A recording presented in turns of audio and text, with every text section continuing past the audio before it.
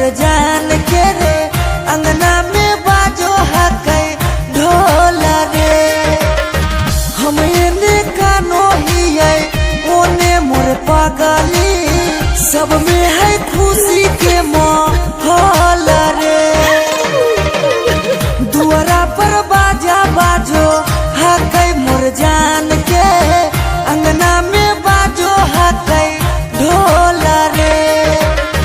हम एने कानो हियै ओने मोर पागली, सब में है खुशी के माहौल रे।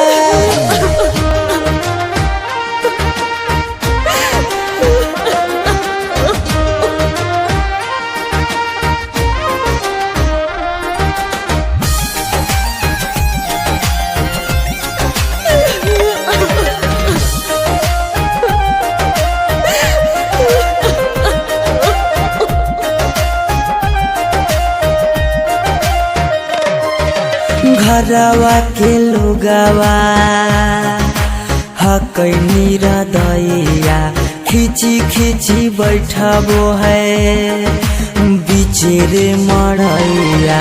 घरवा के लोगवा हकै निरदैया, खिची खिची बैठबो है बीचे रे मड़ैया।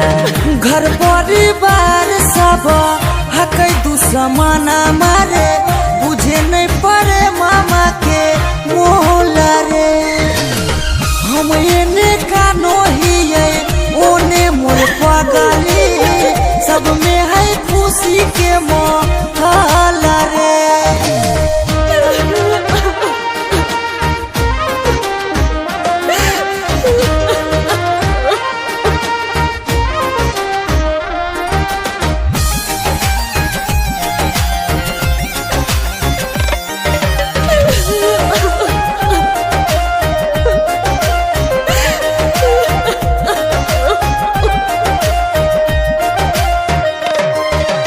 लागो है कि दे दिए अपना परानामा, जान के चुनरिया के बनाइए कफनामा। लागो है कि दे दिए अपना परानामा, जान के चुनरिया के बनाइए कफनामा।